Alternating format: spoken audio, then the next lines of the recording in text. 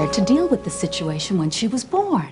However, I would like to think we have made some progress in 18 years. Jill has had a horrible home life because we could not accept our responsibilities. We both know that keeping her would have meant stagnating in a little town. While we tore each other to shreds, the results would have been exactly the same. So we sacrificed her to get what we wanted. Well, we got it. We have arrived. What's wrong with helping her now? I don't want to. No, maybe you've arrived, but I haven't. I have a future to realize. Not if this got out. You wouldn't have a future at all.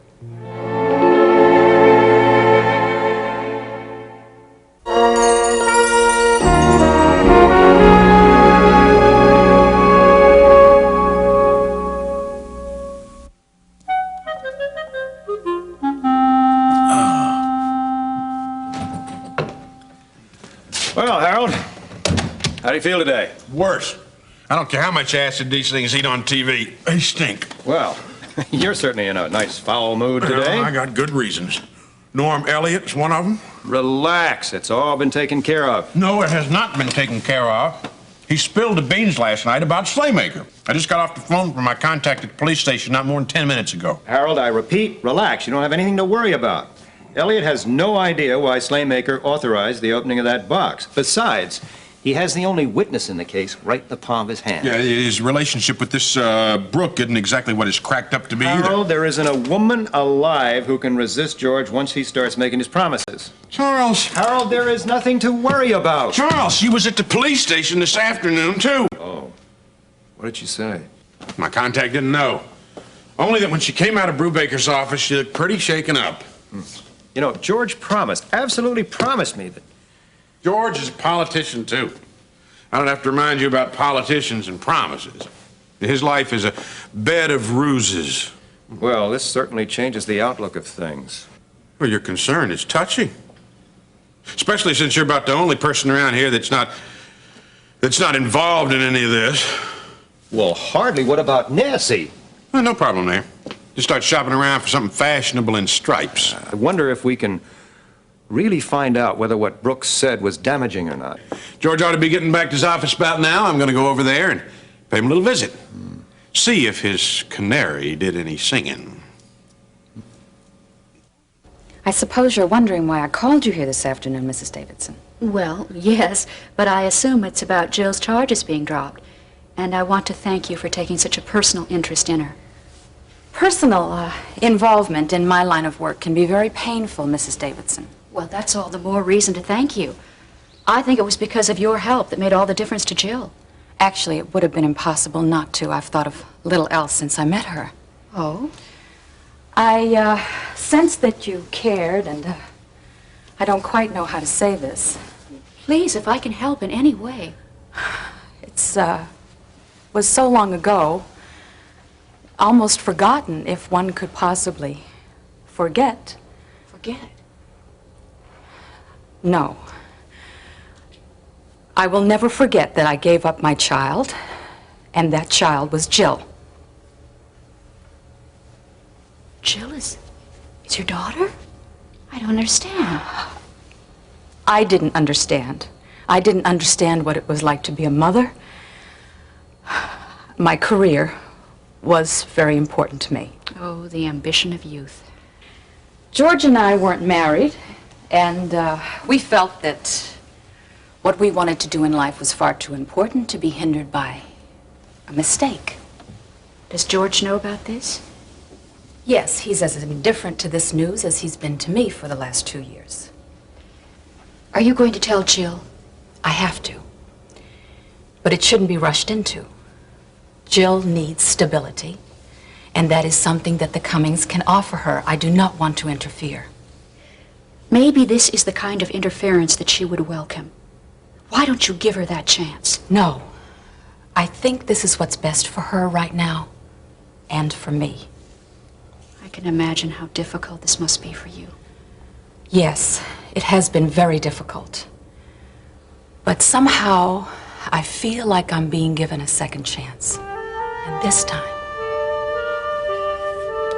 This time, it's going to be different.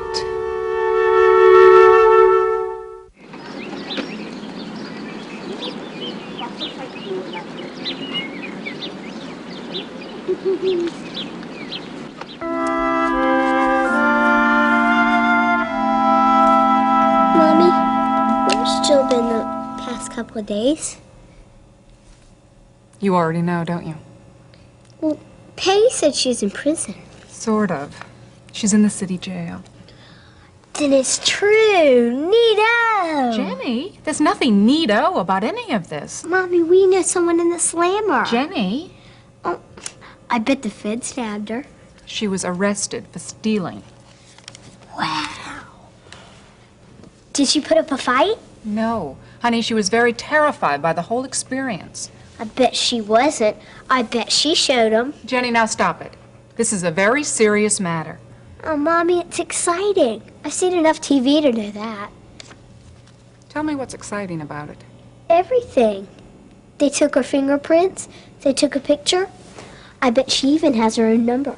Jenny, all that means is the rest of her life, a lot of people are going to think of her as a criminal. Oh, Mommy, Jill's tough. She could take it. Jenny, you have no idea what jail is really like. Oh, sure I do. You sit around and play games. You watch TV all day. It's better than school. Hey, I wonder if she's planned an escape yet. That's the best part. You can't escape. Can too. They do it all the time in the movies. Honey, the movies aren't real. Now, I've been to the jail. It's dirty and smelly and full of a lot of people who can hurt you. Mommy, Peggy and I discussed it. I know all about it. Honey, you're both little girls, and you shouldn't make up stories about things you don't understand. Now, next time, you ask me first. Okay. I'm gonna go back out and play now. All right? Come on out, Rocky. Got you covered. Bang, bang, bang! Gotcha! Bam! Bam! I certainly am glad you're taking this so calmly, Harold. I got more important things to do than to entertain you two this afternoon. You will entertain this thought, George. If Brooke talked this afternoon, the most important decision you're going to have to make is what to wear to your sentencing. Well, we discussed everything last night, and she is eager to resume our relationship. Great. I'm real happy for your love life. What did she say to Brubaker? Well, she didn't say exactly. Well, why? What happened? I'm having some trouble locating her. You what? Not to worry. Hey, look, does anybody know what happened with Brubaker? My friends at the precinct say he's a little tight-lipped about this. You know, I think a solid colored tie would be most appropriate in court. Or a subdued stripe. Hey, look, have you heard from her at all today? Well, she stopped by earlier. Why didn't you say so before? I wasn't actually here. Vince was. Yeah, and? He said that she seemed a little uneasy. It's understandable. How uneasy? Well, fairly. You know how Vince can be. Yeah, I do. Our friend Mr. Cardello may be a lot of things, but a poor judge of character isn't one of them. Yes. He's always had a lot of lovely things to say about you, Harold. Yeah, and you too, Charles. Hey, look, will you stop it?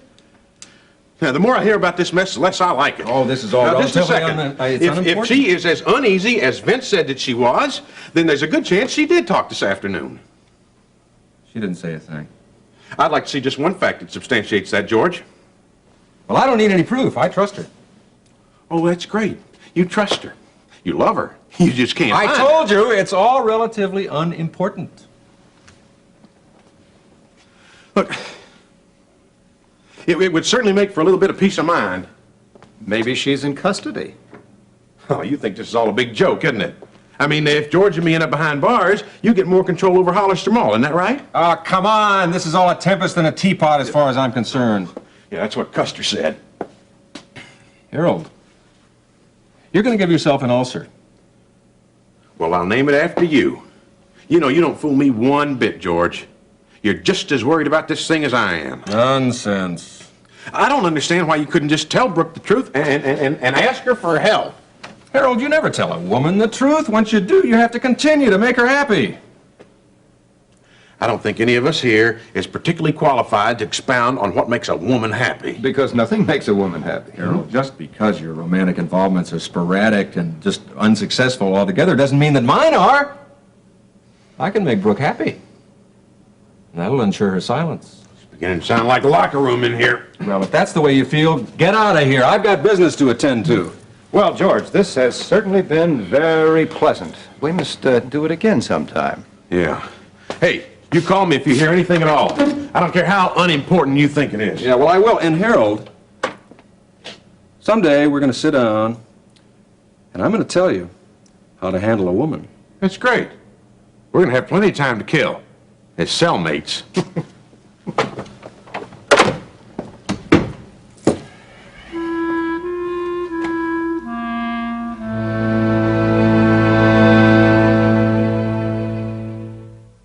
I hope these visits of yours aren't going to become a habit.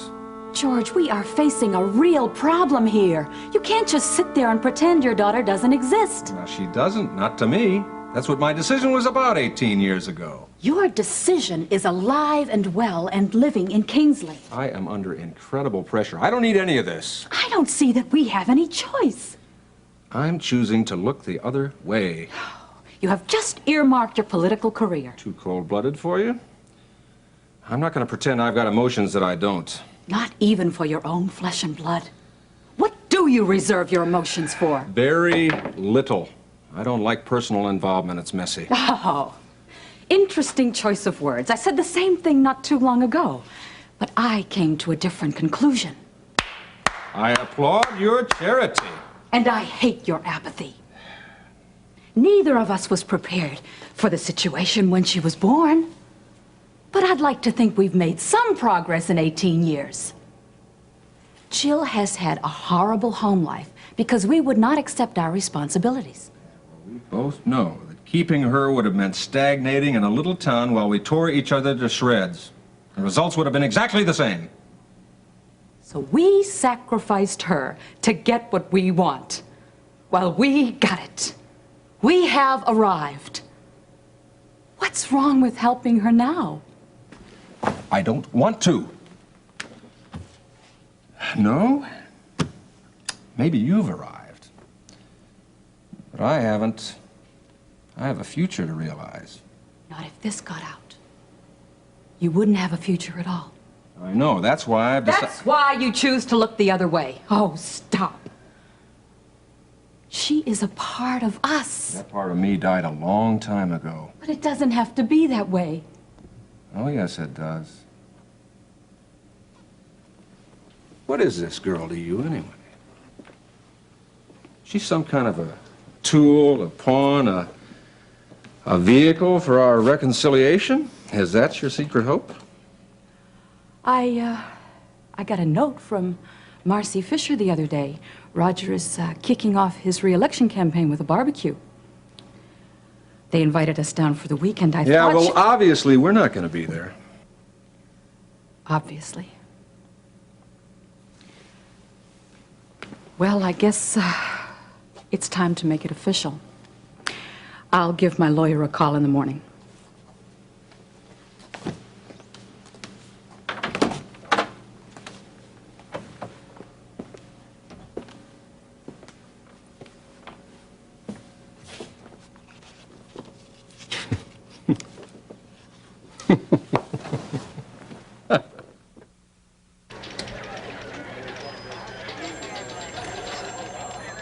You know, these things always take so long.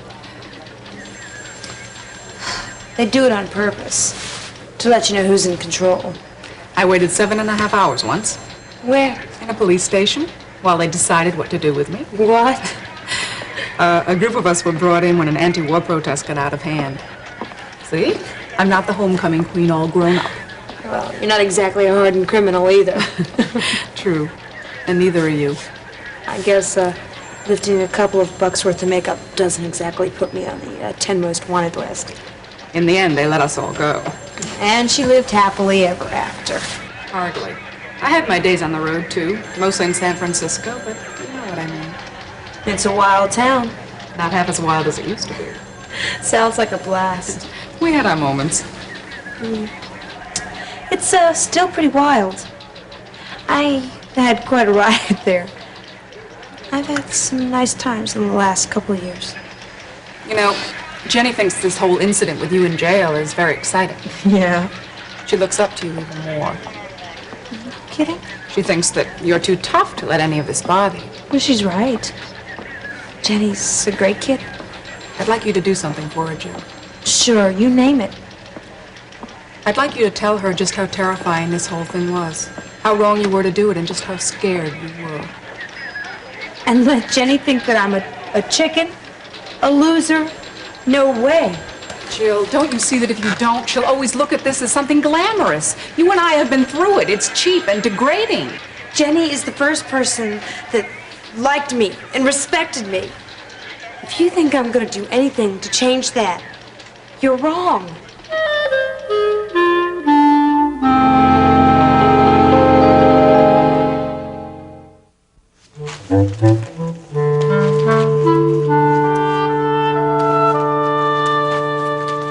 Bet she's still wearing a number on her chest. Jenny, remember when I was in jail and I told you how awful it was? Yes, sir. Well, I think Jill's going to tell you the same thing. Oh, Daddy, Jill's tough. She can take it. She's gonna tell me how she didn't let it get to her. Oh, yeah, I'll bet. They're here, Daddy. They're Now listen, here. be polite and don't say anything to hurt her feelings or offend her, all right? Okay. Jill. Hey, shortstop. Hey, you're a real jailbird now, aren't you? Jenny. Jill, I'm glad you're back. Thank you. Come on, I'm not supposed to ask you any embarrassing questions. Nothing embarrasses me. Well, I guess I better get dinner started. Oh, you don't have to. I already did all that. Let's go in. Sit down. Relax. Well, I need you to help me with something, okay? Oh, all right. It's nice to have you back, Jill. Hey, tell me about how you play in your escape. What? Your escape, silly. You're goofy. Hey, did you get fingerprinted? Yeah. Wow, and did they book you? They threw the book at me. But you were tough, right? You told them that you weren't a coward, right? They know Jill Henson's not afraid of anybody. I knew it, I knew it. You're the best, Jill. Hey, you know what? I'm gonna be just like you. What? I said I'm gonna be just like you. Come here. Sit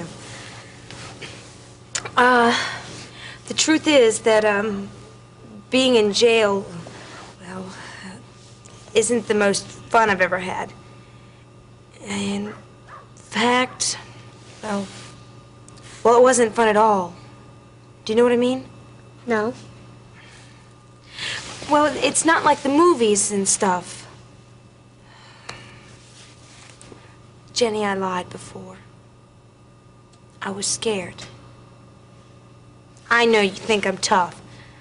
Well, I am tough, but there's a difference between being tough and being stupid.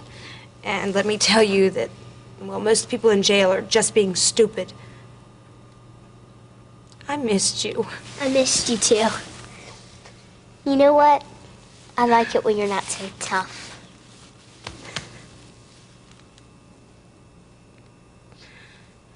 Come on. Come on, Brooke. Where are you?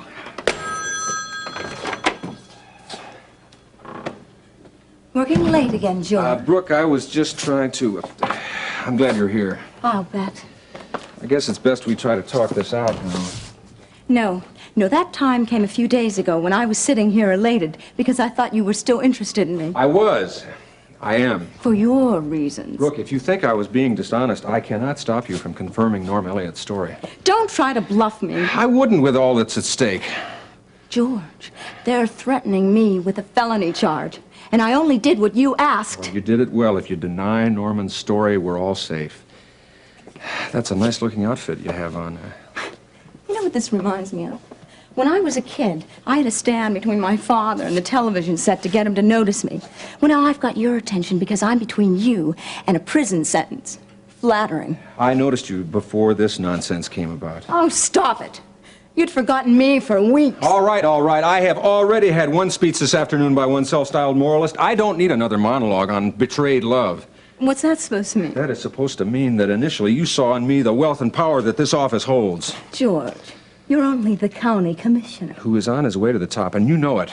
Besides, even where I am, I can beat out these grocery baggers and branch managers you've been entertaining.